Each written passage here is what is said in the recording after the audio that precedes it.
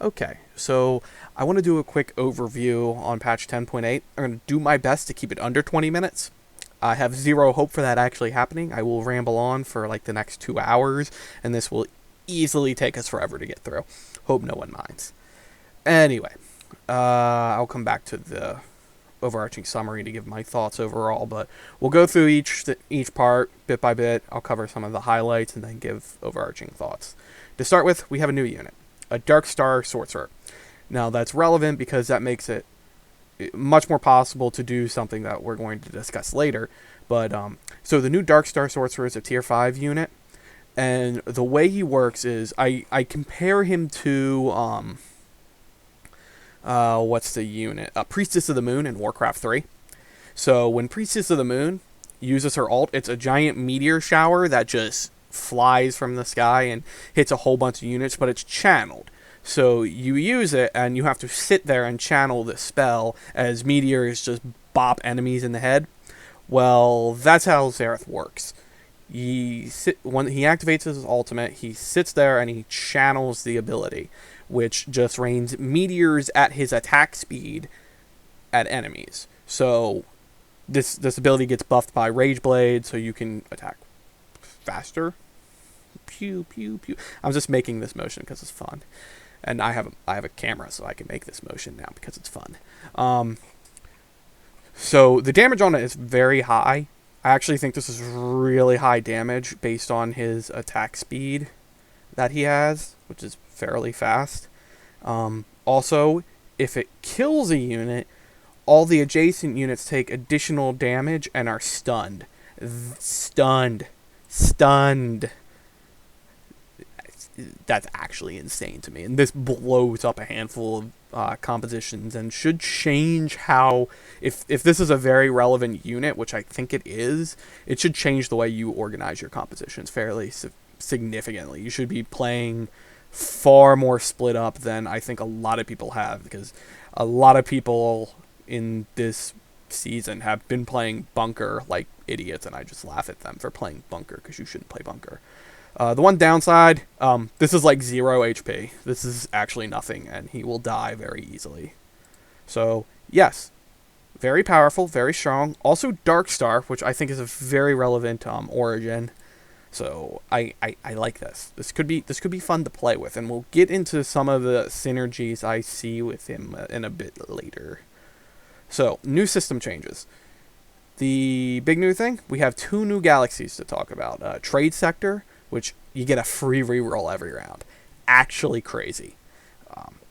This makes it way easier to get 2-star units at tier 3 very early in the game, which will change how you build your compositions, and it probably won't have a big impact on the end game outside of the fact you see more 3-stars. But in the early game, this is going to be big because there's going to be a lot of 2-star champions that are significantly better because of this, and that you want to chase after, particularly at tier 3, I think.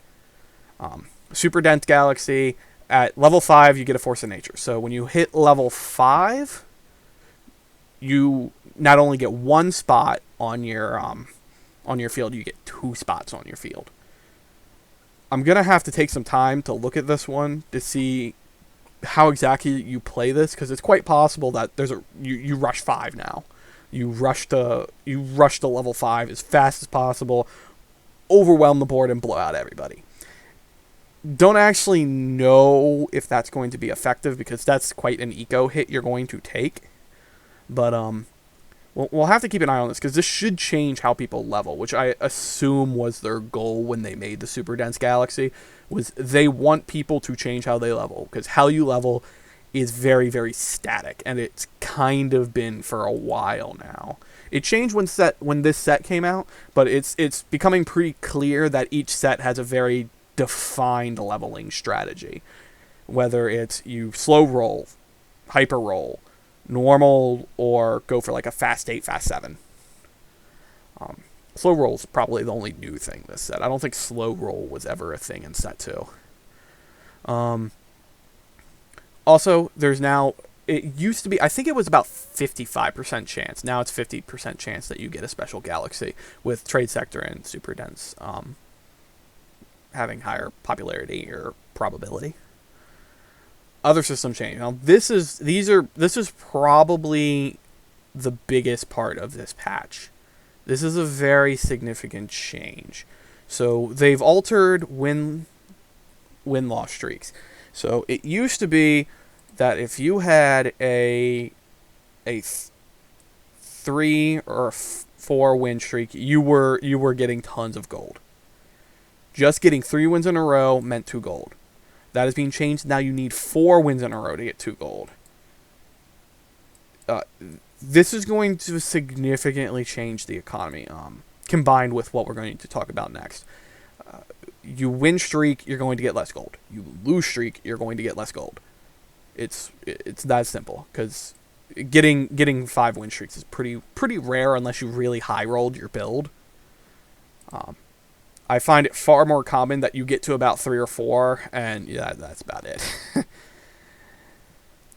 So unless depending on what your build's going to be. Now, what that combines with is the damage changes. So damage has been changed quite significantly, and is probably the most significant thing that has been changed this patch.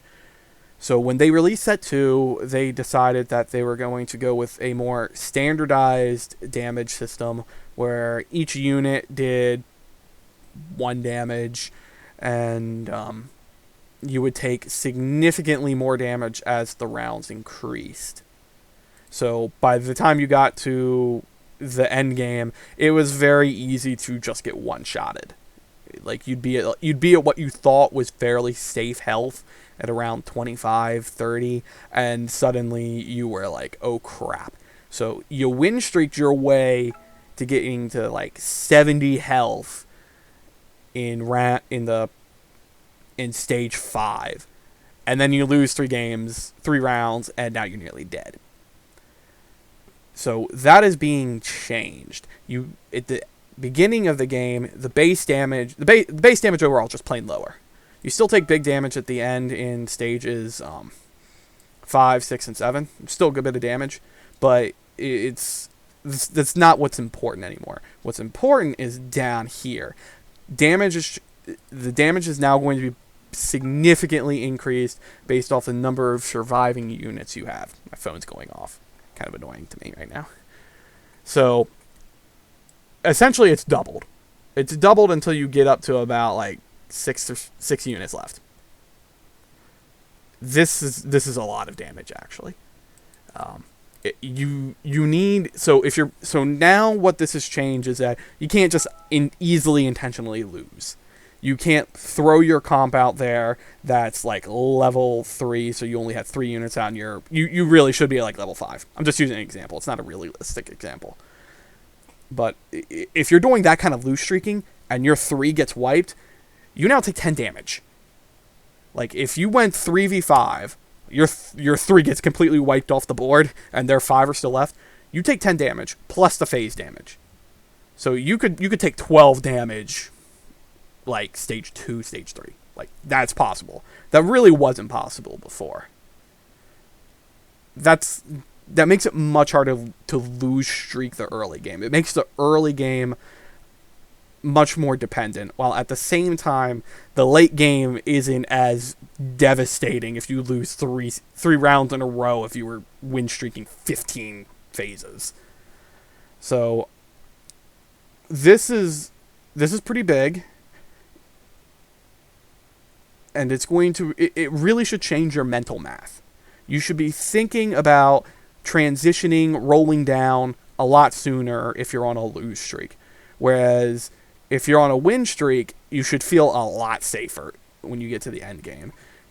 I've had a lot of games where I was like win streaking like crazy through the early and mid game, but I got to the end game and I just got crushed by a better end game build. Theoretically, those wins I had in the middle game should have been worth a little bit more. And yes, maybe I only had like a 30% chance of winning that round, but maybe I steal one of those 30% chances of winning that round, and that gets me the win. Whereas previously, I lost that because it was a 70% chance, and I got crushed out. Easy.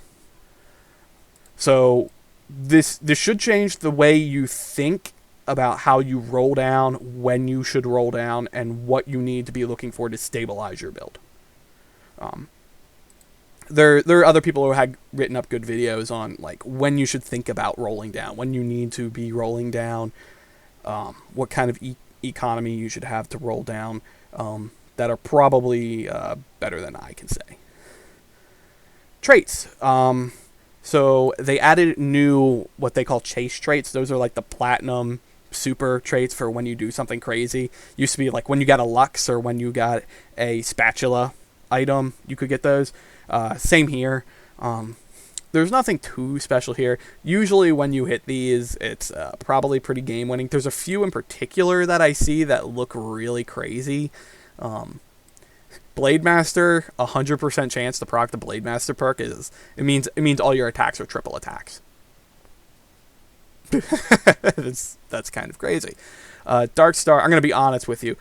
The number they put on Darkstar is completely irrelevant. The Darkstar perk works. That's all you need to know about Darkstar. Infiltrator, you get a bonus attack speed. Protector is probably the most interesting to me. This one might actually be busted. If you get 2 Protector spatula items and make something really stupid a Protector, like Ziggs, who has a really early ult, there's a few others that are escaping me, but things with like really low ult cost. Yeah, this is actually a lot of shield to have to fight through, and I think it'll probably be really fun to test out if you get double spatula Protector items. Rebel, it's a big damage. It's a decent shield. Sorcerer, I'm going to be honest with you. If you're running 8 Sorcerer, you're a crazy person because Sorcerer, you have no tanks. Like, Annie is like the only tank in Sorcerer. It always blows my mind when I see people running like 4, 6 Sorcerers. Alright, some balance changes. Celestial got a healing buff. Celestial's always kind of been just like put in to get the 2 Celestial and be happy with it. So they're hoping to make 4 a little more playable here. Cybernetic Nerf. It's not a heavy nerf, which I was kind of surprised about because it's probably one of the most effective builds in the game. It's not the best. I think most people have settled on Mech Infiltrator is the best. But Cybernetic is like closely behind, and in my opinion, probably a more reliable build. It's it's way less contested than Mech Infiltrator, and a lot of the units in it don't overlap into other builds, unlike what you have with Mech Infiltrator, which has Infiltrators, Darkstars, Mech. Like, you'll be in a lobby and 4 people are playing Mech, and it's so hard to contest.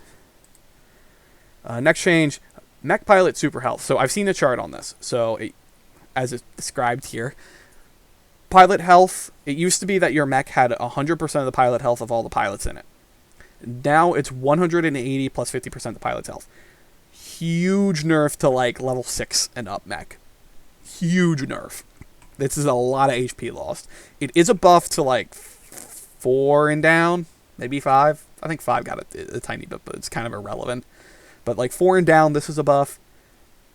It's like 6 and 7 and up, this is a huge nerf. This will probably really mess with Mech. This combined with the spell damage, I believe this is a nerf. Yes, this is a nerf to like 7 and 8. Yeah, they get a little bit of a nerf at 7 and 8. This is a pretty significant nerf. I'm pretty sure Mech is still okay to play, but it's not just like, oh, I got Annie on my first carousel, I'm going to play Mech every time now. I don't think you should be thinking that anymore. I also think you should probably be thinking of playing something besides Infiltrator beside it. But that's just my personal opinion. I think there are other things you can play besides Infiltrator. Infiltrator just worked best. Next, you can see Mercenary effect. So if someone buys a bonus to a Mercenary, you can actually see that now. They buff Space Pirate. It doesn't do anything. I think everyone knows it doesn't do anything. Sorcerer Spell Power buff. They want people to play 4 Sorcerer, and no one plays 4 Sorcerer because you're playing 4 Sorcerer. I don't know what to say there. There's no reason to play 4 Sorcerer without a frontline, and you don't have a frontline because you're playing 4 Sorcerer. Good try, though. Champion changes. So, lots of champion changes at Tier 1 and Tier 2. I'll basically highlight some of these. Caitlyn's ult now does absurd damage at tier 2. This is absurd. This you can carry this to the end game if you want to. If Caitlyn goes uncontested, she is going to utterly destroy shit at just 2-star. I don't know why they thought this was a good idea. The good news about it is that you can't. I don't think you can hyper roll this because the ult takes too long to to build up, both in terms of its mana cost and the channeling time it takes. But still, this is a lot of damage. Zaya got an attack speed buff. The understanding is that she's supposed to be a carry. She's a decent carry, but there's so much at tier 1 that can CC her or just get a shield up to make this damage buff kind of like mediocre. I still think she's good. Like, I regularly play her in my openings. There's just stuff that kind of works better and works well against her that I'd rather play. She is a good early game Giant Slayer carry if you're gonna make a Giant Slayer. I'll skip Zoe. Nothing to say there. Not too interesting. Tier 2. Annie's getting a buff. Now, I know I said all that Mech got destroyed. Well, Annie's getting a buff. And the reason Annie is getting a buff is so you can play her in Sorcerer. Because they want people to play Sorcerer, as I've said before. It's a decent buff, I guess. I don't play Sorcerer, so I don't know. The only time I'd play Sorcerer is in Star Guardians. I mean, maybe I'd have Annie in that build as a frontliner. Because Star Guardians has no frontliner. Next, Darius mana. Darius is cool. This mana change is cool. He's underplayed. There's not much else to say. Lucian attack damage is getting nerfed. Lucian is probably one of the good early game item carries. You can pretty much put most items on him, and he's quite effective because he just kind of slides away and tends to be the last champion to die in any composition you make. Especially like through the early to mid game. So this is probably there just to kind of balance that out. He's still probably really good. I don't think this is really that big a change, especially since most of the time everyone just has red buff on him and most of the damage just comes from red buff. Raken is getting a significant rework. This is a straight up rework. So Raken was kind of an interesting champion. I found him to kind of be one of the more important things and the least important things of Protectors. On one hand, you wanted him in Protectors because he had a really good stun. Like this gigantic AoE stun that everything, give him Morellos. But he also died really easily. He kind of found his way into the middle of a mess and always died on me. And it was really sad and depressing. So he'd like all at once, you'd get this huge effect that looked really awesome, might have saved you the game, and then he kind of dies, and I was like really sad about that. So they're changing the way he works. Now, his radius has been reworked to only be 1 hex. His total mana has been cut by a third, so he's gone from 150 to 100, so this ult is happening. But now he targets the furthest enemy within 3 hexes. So if you put him in the front line, and he ults, he's going to jump into the back line and stun. Very relevant because this makes it much easier for you to target backliners that opponents put in the middle of their composition. So you can't. So they've put something in a position where you can't blitzcrank it. You have to guess to throw the infiltrator on. Now you can throw him in, and he'll jump right into the backline and smash something in the face and stun it. So I think this makes him a lot better. But I'm not sure how to work him because I don't think he fits in the Protector builds anymore. Maybe he does. I'm not quite sure. This will be interesting to see where he falls off because I'm not quite sure where he falls in. Shen is getting a buff. I have no idea why Shen is getting a buff. This is actually kind of crazy to me. Shen, to me, has been like the throw-in for every composition looking for Chrono. If you're trying to get Chrono, you threw Shen in your composition. So I don't know why they are giving him an extra 100 HP at all. I have no idea. I thought he was basically okay as is. Keep him the same. he's in so many compositions as just kind of the throw in to get Chrono 2. I don't know what to think about that. Tier 3 champion changes. Shaco getting a damage nerf, and his ult is getting a damage buff at tier 1 and at 1 star and 3 star. Okay, I'm going to say some things about Shaco that are going to blow some people's minds. 1. Shaco does not need an IE. Shaco does so much freaking damage, he does not need an IE. I keep seeing IE Shaco, and I'm like, why? You don't need it. He'll just kill it anyway. This damage nerf might make it so you need IE, but probably not. The advantage of this 1 star buff is that means if Shaco is really contested, he's still useful. Highly contested 1 star Shaco is actually useless. He just kind of gets spit on and dies, and it's really sad and painful. He is also getting a nerf to 3 star, and that's because, as I said before, Shaco did not need an IE to murder things. 3 star Shaco kind of murders things anyway, and it doesn't really matter. This nerf probably really hurts the Mech Infiltrator, but it doesn't really hurt a lot of the other builds that use Shaco, because they're getting their Shaco damage from elsewhere. And when I say elsewhere, I mean you're probably running Darkstar. So if you're running Darkstar, a lot of Shaco's damage comes from Darkstar murdering out everything because Shaco's still alive. Syndra's getting a range increase. There was a lot of argument over this because Star Guardians was becoming a thing, and everyone was confused why they were buffing her.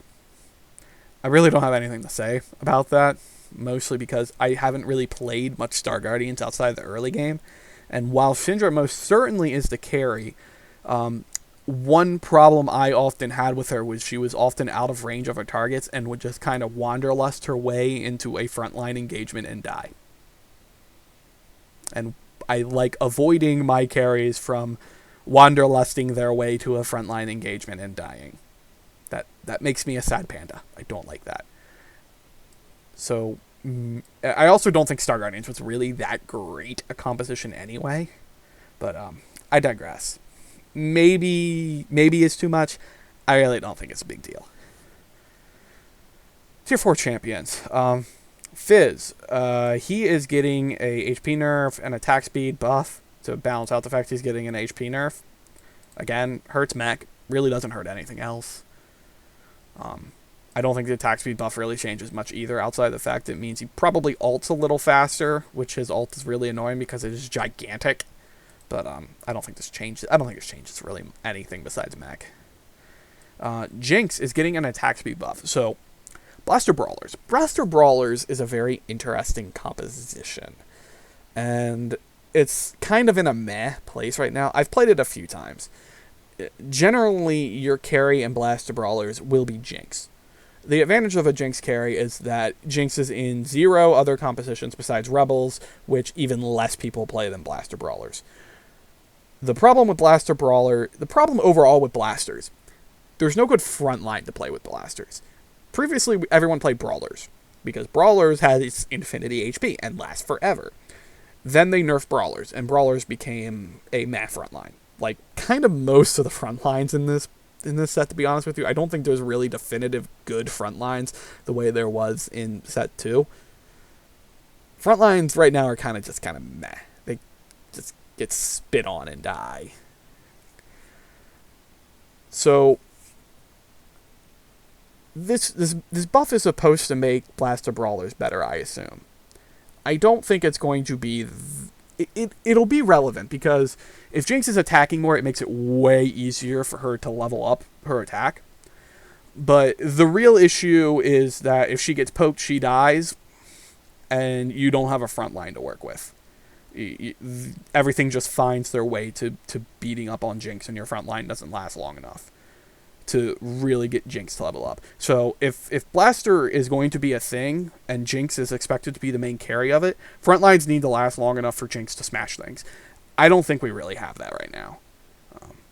You really have to high roll your your front line, your brawlers. Next change, Soraka buff. This is my favorite part of Soraka buff. If you 3-star Soraka, it is a lot of HP. I have nothing else to say about that. Wukong, we'll get to Wukong in a second because there was another change with him. Getting another buff because no one plays Wukong. Vel'Koz. Okay, so Vel'Koz has been kind of reworked. I haven't seen it exactly, but his ray duration is shorter, which I assume means he just sweeps faster, which means he'll do less damage to single targets. I think that's how this works. He's also supposed to have better targeting now. I'll believe it when I see it. Only one tier 5 change. Aurelion Sol, huge HP buff, big armor buff. This is actually big. The biggest issue with Aurelion Sol is that it's hard to figure out what to put Aurelion Sol into, outside of the fact that it's a rebel, so you put it in a rebel comp. Duh. Generally, what I find with Aurelion Sol is that Aurelion Sol works best with a spatula item. So I've seen some pretty crazy things. I think my favorite crazy thing was Protector Aurelion Sol. You can yes, Protector Aurelion Sol. You put Protector spatula item on Aurelion Sol and kind of just laugh as Aurelion Sol just runs over everything. So this hopefully will make Aurelion Sol a little more playable without those spatula items. One of the problems with Aurelion Sol has been it wanders its way around the battlefield, ends up somewhere between your opponent's backline and front line, and gets wailed on by both of them and dies. Kind of needed more HP in order to blow things up. The idea is the longer Aurelion Sol lasts on the battlefield, the more chaos, anarchy, and destruction it reigns. It couldn't do that before, because it stood in between the front line and the back line and got wailed on by both. Okay. Next changes, items. Chalice of Favor. This is a big change. I don't think I can understate how big a change this is. This is effectively a second Seraphs in the game.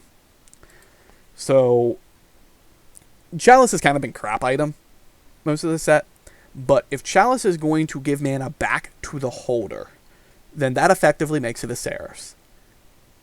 And it gives, like, tons of HP, tons of mana when you ult. This is actually crazy. This is probably going to make this one of the better items in this set. Like, maybe not S tier. Probably not S tier. Right now, Red Buff and GA are basically your two S tier items right now. This is probably A+ tier now, is in my opinion. I figure you throw this in like a Star Guardians build or another build with a lot of champions with low mana cost, and it's just like pew pew pew pew pew everywhere. So I look for a lot of builds to change because of this item. I even would think maybe in the future it gets nerfed, but I think with some of the other item changes that are coming up, maybe not. We'll see. Deathblade. This will be an interesting one to watch. So they made a really smart change with Deathblade where they gave it starting stacks, so you didn't have to rev it up. It was already giving you a bonus. You didn't have to like whack something off to get the buff from Deathblade. Now you have to go back to whacking something off again, but the buff is doubled. So you get 1 kill, and now it's just as good as it was before. You get 2 kills, that was like getting 4 kills. This makes the item better, but I'm not sure how you play it. My assumption would be it fits in a lot of like blaster compositions or like on an echo. But I'm kind of like, I'll have to sit back and think on it. I probably still wouldn't build this because there are other items I'd rather build, but this makes this a much better item. Frozen Heart's attack speed slow. I listened to Mort talk on this. He thinks that this is very significant. I think this is very meh. I don't think Frozen Heart is a good item, and I don't think you should be playing Frozen Heart, especially when it requires... I believe it requires a tier to make. I've never made one in a while. I believe it costs a tier. Yes, it costs a tier to make. I would not waste a tier on a Frozen Heart and a Chain Vest. Those are two very important components that can make very good items. I wouldn't use them to make the worst item on their list. Just saying. Rapid Fire Cannon is now insane. So I like Rapid Fire Cannon as an item. It's very cool. But one of the issues with Rapid Fire Cannon is that it often doesn't impact alt ranges. It impacts your auto attack range, but not your alt range. But I mean, a 200 increase bonus range? Actually insane. You can take a lot of your weaker beat down champions and now sit them behind your front line and let them wail on stuff in front. This item is actually... I'm not sure where this item is going to go in the future. What it's going to be put on in order to blow things up. But it is a much better item now. And it'll probably make some new builds. I very much think that this rapid fire cannon change will make new builds, because it will make squishy physical attackers now very useful, because they can do their very powerful physical attacks without getting beat upside the head. Shroud getting a buff. Shroud's a decent item, it's just very painful to try and use. Tier, so this has been a big talking point on... So Tier grants 20 mana, as it reads. Now it is only going to be granting 15 mana. And this includes Seraph, so now Seraph only adds 30 mana instead of 40 mana. The biggest problem with Tier has been when you put it on low-cost champions and get enough of them on low-cost champions to let them alt ad nauseum. Notably, Ziggs, who has a stun, and is very annoying to deal with. I'm assuming that's why they made this change. I think it's probably a good change, and I don't think it's going to have a lot of the impact that I think a lot of people are complaining about. All it does is makes it so that champions with low mana cost don't alt like crazy anymore. It's basically one more auto attack for most other champions. In fact, it is just one more auto attack for nearly all of the champions. So only if you have like a really stupid low mana cost does this really hurt that champion. Whereas maybe before you were doing like 2 auto attacks, now you have to do 3. Or maybe you only had 1 auto attack, now you have to do 2. That significantly limits, that's 50%. That's 50% less alts. Whereas if you had 100 mana, it goes from being 10 auto attacks to 9 auto attacks to 10 auto attacks. Not a big difference there. Zeke's is being reworked, or I shouldn't say reworked. It's being changed. Instead of a 2 hex radius, it's now a 1 hex radius, and the attack speed is being increased to accompany that. I don't know if this is good or not. Zeke's is probably the one item I have actually never made in this game. I've made pretty much every item. I don't think I've ever made Zeke's. 30% is a lot of attack speed bonus, though. That is worth noting. I just don't know how to use it. It might be an item you just throw on an infiltrator backline to get those early kills and keep the infiltrator 4 procced. That is probably the only use I really can think of for Zeke's. And even so, I don't know if I'm making an infiltrator build I want to waste my swords to make a Zeke's. Miscellaneous. Shields and healing have been reduced by 66% in overtime. Good. Now protectors can die. Some bug fixes. Let me see if there are any big ones. Oh, yeah, this is a big one. So, Wukong, for the first quarter of a second of his ult, he didn't do anything. Kind of unfortunate.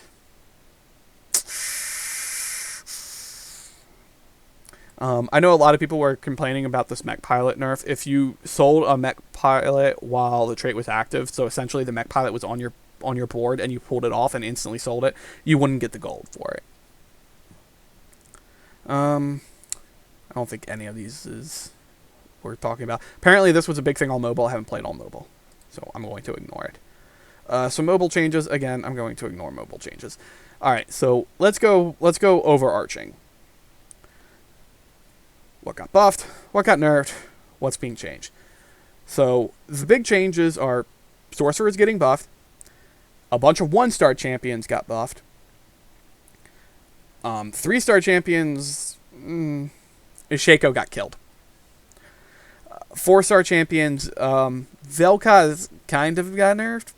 I'm assuming he does less damage with his ult now, so it's kind of a nerf. Bunch of item changes. Chalice, huge buff. Rapid fire cannon, huge buff. Couple reworks in Rockin', and Deathblade the Deathblade rework might be relevant, and a new awesome champion.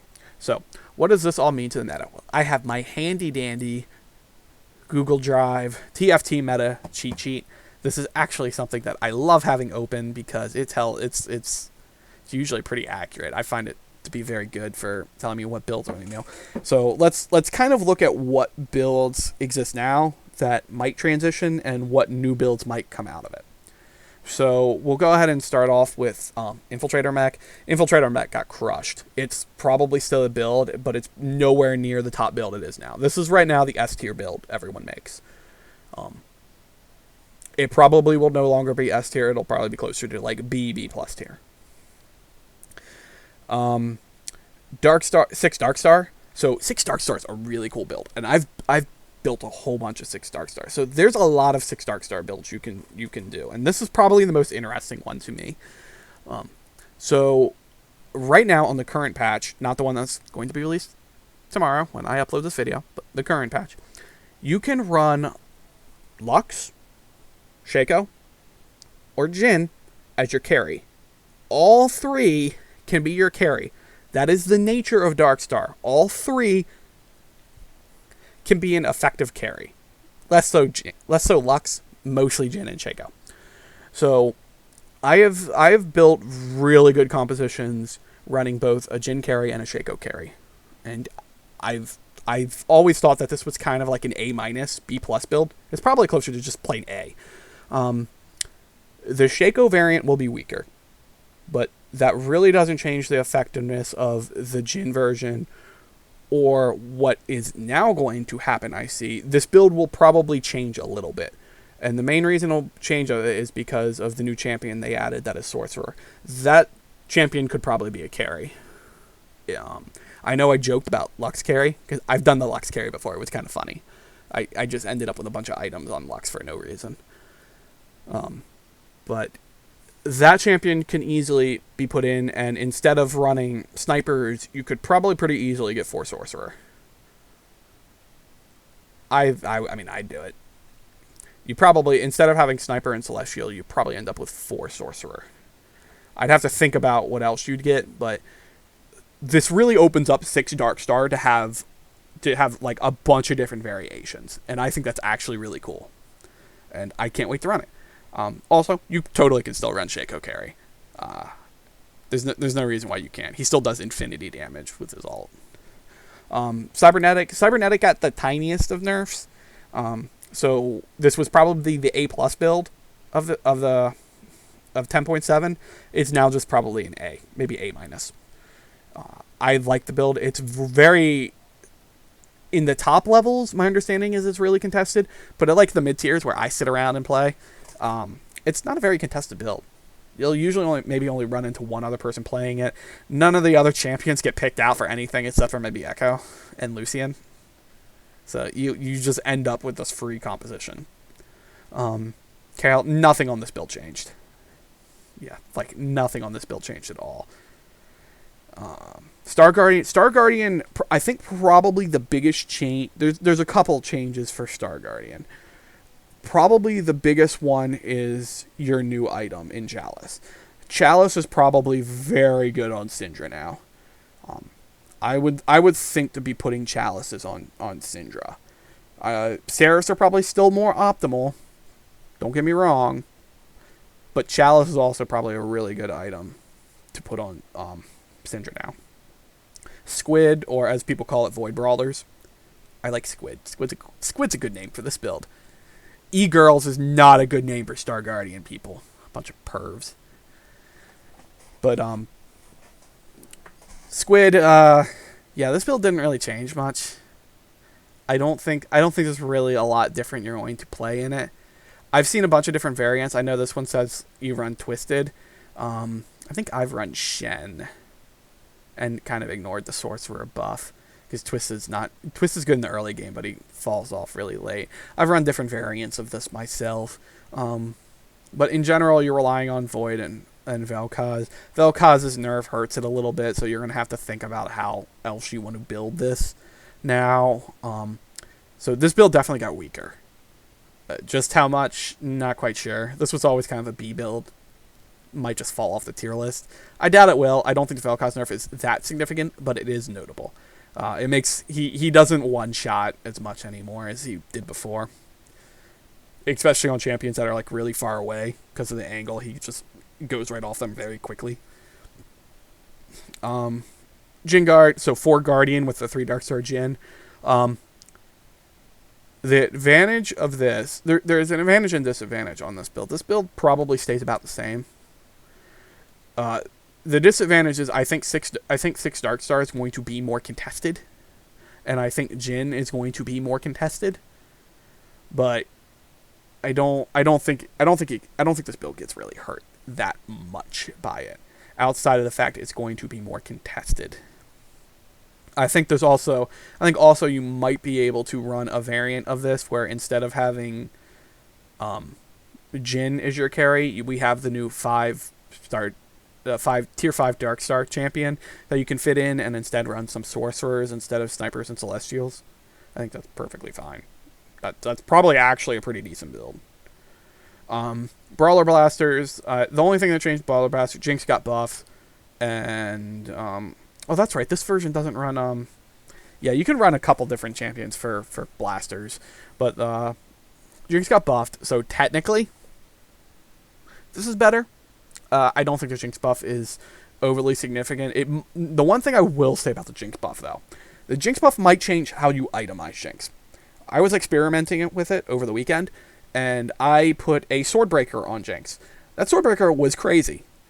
Like, I had really shit items that game, so I ended up with a Swordbreaker, and I put it on Jinx. And with 4 Blaster Jinx, you just, like, Swordbreak everything. Like, you just shoot out everywhere, and everything gets disarmed.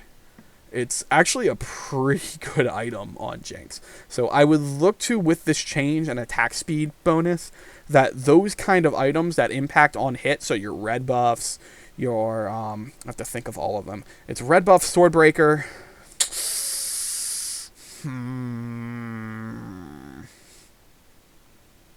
I'm drawing a blank after that. Why are people sending me texts? I don't know people. And it's almost 9 o'clock. I look for this item list to change. Oh, and Last Whisper. But Last Whisper is already one of the better items on her. So, we'll see what happens with this build. It's definitely better, but Jinx and Brawlers are kind of just in such a meh place. It's hard to tell what exactly is going to happen with them. Slow Roll Protector. This build will change. This build will change in a couple of ways. One, Rockin's item list is going to completely change because now he jumps on backlines. And also, there's now the possibility of 6 Protector. And 6 Protector is infinitely better than 4 Protector. 6 Protector will actually just kind of stomp people out of this game. So, we'll see what happens with this one. I expect this build to change. I expect it to still be here, but it's going to change. Also, it now gets stomped out in overtime because of the overtime healing and shield nerfs. So, this build is nerfed. I suspect it will stay, but it will stay as something else. Reroll Rebels. I believe this is also called Bang Bros. Haha, I said that on stream. I prefer Rebel Blades. Blade Rebel. Yeah, this build didn't change. This build didn't change at all. There's nothing that changed on this build. This is kind of... I always thought this was kind of a troll tier build anyway for people who really liked Yi and Yasuo. I don't even think this one should be on the list, and I think it will probably fall off anyway. So, yeah, that's kind of my expectations. I expect to see a lot more Darkstars. Darkstar is the thing I expect to see a lot of on this new patch. So, we'll see how it goes. I'll see everyone around. Peace.